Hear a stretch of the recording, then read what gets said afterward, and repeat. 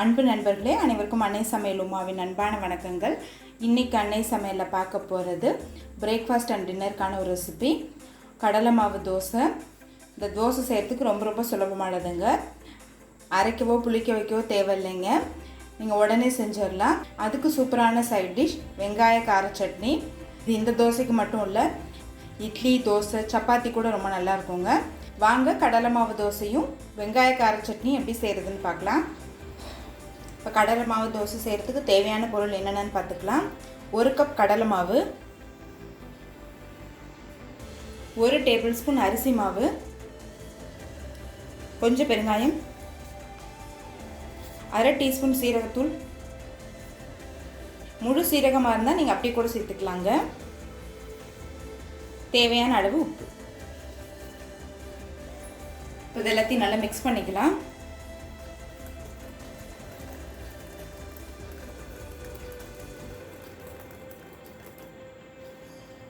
இது கூடவே 1 கப் தண்ணி சேர்த்துக்கலாங்க.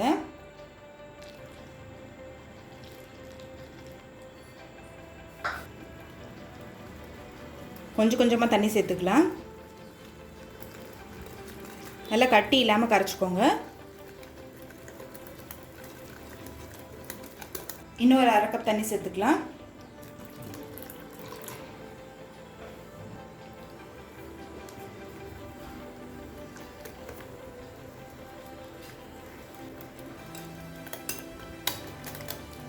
இப்போ பாருங்கள், நல்லா கரைச்சாச்சு.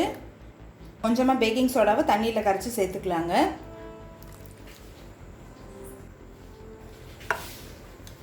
இப்போ கடலை மாவு தோசை ஊற்ற ஆரம்பிச்சிடலாம். இப்போ தோசைக்கல் சூடாயிடுச்சு, நம்ம தோசை ஊற்றிக்கலாம்.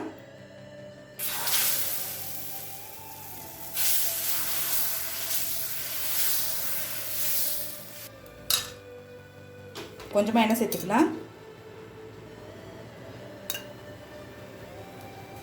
ஸ்டவ்வை ஸ்லோலே வச்சுக்கோங்க.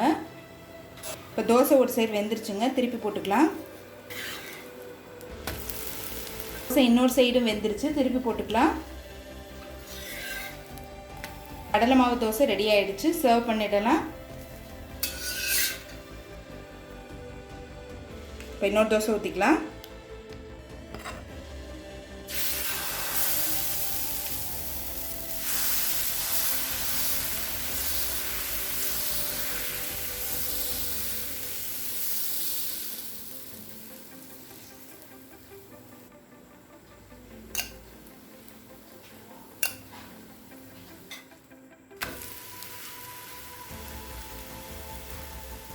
கடலை மாவு தோசை ரெடி ஆகிடுச்சு, சர்வ் பண்ணிடலாம்.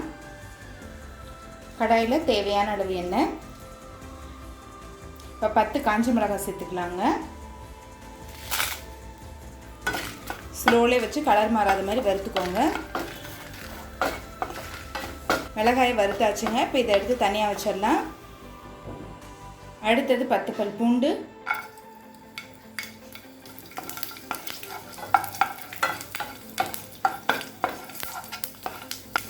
அடுத்தது 3 பெரிய வெங்காயத்தை சேர்த்துக்கலாம்.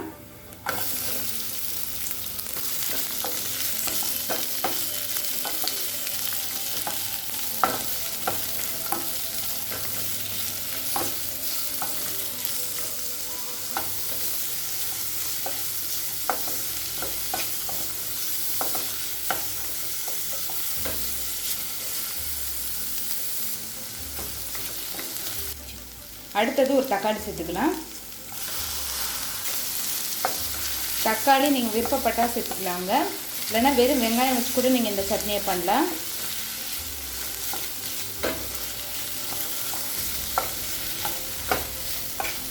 கொஞ்சம் புளி சேர்த்துட்டு லேசாக வதக்கிக்கலாங்க.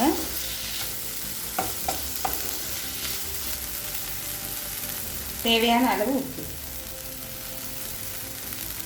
இது கொஞ்சம் நேரம் ஆறின பிறகு வதக்கின மிளகாயோடு சேர்த்து மிக்சியில் நைஸாக அரைச்சிக்கலாம். இப்போ மிக்சியில் எல்லாத்தையும் அரைச்சாச்சுங்க. இப்போ சட்னியை கழுகு உளுந்து கருவேப்பிலை போட்டு தாளிச்சிக்கலாம். இப்போ வெங்காய கார சட்னி ரெடி ஆகிடுச்சு. கடலை மாவு தோசை கூட சர்வ் பண்ணிடலாம். இப்போ சுவையான கடலை மாவு தோசை ரெடி ஆகிடுச்சு. அதுக்கு சூப்பரான சைட் டிஷ் வெங்காய கார சட்னியும் ரெடி ஆகிடுச்சு. ரெசிபியை ட்ரை பண்ணி பாருங்கள், கண்டிப்பாக உங்களுக்கே பிடிக்கும். ரெசிபி பிடிச்சிருந்ததுன்னா வீடியோவை லைக் பண்ணுங்கள், கமெண்ட் பண்ணுங்கள், ஷேர் பண்ணுங்கள். இது வரைக்கும் அன்னை சமையல் சேனலை சப்ஸ்கிரைப் பண்ணலைன்னா சப்ஸ்கிரைப் பண்ணுங்கள். தேங்க்யூ.